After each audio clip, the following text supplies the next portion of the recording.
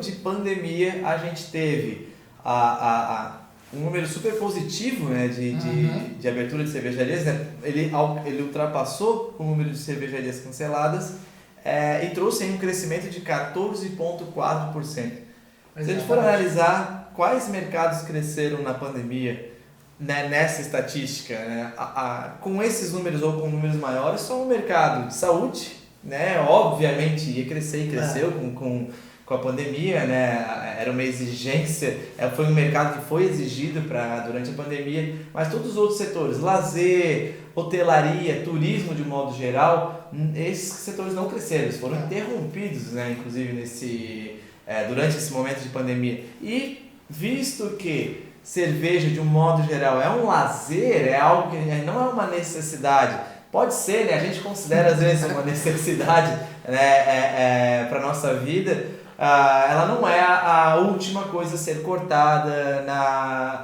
no orçamento de alguém, ou no momento de crise, no momento de pandemia. A gente sabe que a cerveja do dia a dia dá lugar para a comida do dia a dia, para as contas, para a luz, para a água, para a escola, para os remédios, para tudo que a gente precisa. As outras prioridades acabam prevalecendo. E se tratando, inclusive, de cervejaria, a gente está falando de um mercado muito nichado.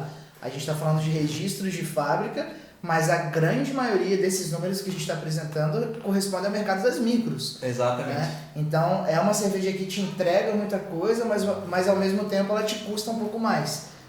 Seguindo a linha de raciocínio do Zin, em teoria seria talvez um dos primeiros cortes ali, mas o crescimento foi de 14,4%. Exato. Dentro desses números novos aí, dessas 170 e tantas cervejarias que abriram, né, durante esse ano, a gente sabe que 2, 3 no máximo são de macro cervejarias, outras cervejarias que atingem centenas de milhares de litros por mês. A maioria realmente está trilhando abaixo dos 10 mil litros por mês. Então a gente sabe que são micro fábricas realmente que foram abertas.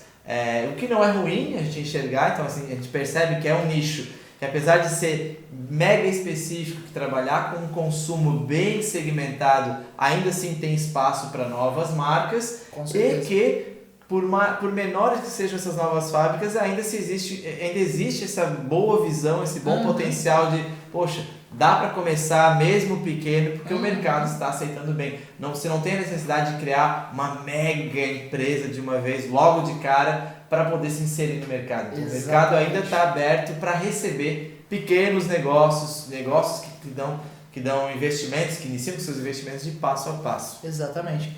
E é legal a gente olhar para esse documento, né? Logo no início da análise a gente já percebe também essa segmentação por município. Então, é uma boa dica para quem quer começar, né, a investir nesse mercado de cerveja de uma maneira geral, até para entender se o mercado já está saturado ou não.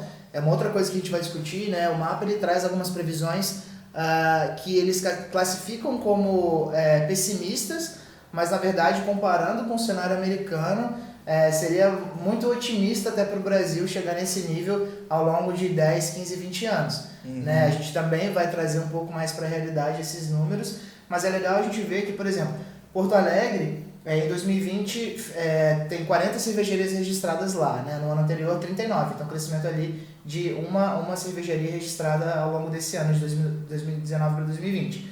Se a gente for olhar Caxias do Sul, por exemplo, tinha 20 e tem 19. Então, praticamente se estabilizou. Veio de uma crescente de 11, 14, 19... 9, 16, 20, 19. Exato. Então é um mercado que já está se consolidando com as fábricas de lá. Na contramão de tudo isso, a gente tem Sorocaba, em 2017 tinha uma cervejaria, cresceu para 10 em um ano, em 2018 10, 17 e 18. Então dá para ver também que certos lugares o crescimento está sendo absurdo. É uma curva de crescimento bem alta. E aí o que a gente pode concluir com isso, tirar de opinião? A gente ainda está com todos os dados muito frescos, muito novos, a estatística está muito aberta. É difícil você criar uma curva de crescimento, né? Quando a gente fala de curva, aquela linha bem certinha no gráfico você vê crescendo assim, não. Como é que estão os gráficos hoje em cervejarias, né? Nas aberturas, nos estados? Alguns estados estão com gráficos crescendo nessa curva, como ele comentou, o Rio Grande do Sul, Caxias do Sul, cidades, né? ali com uma linha bem certinha já, porque já são estados ou cidades que já possuem um bom número de micro cervejarias instaladas. Agora você pega locais que ainda tem poucas, você vê uma disparada para cada ano.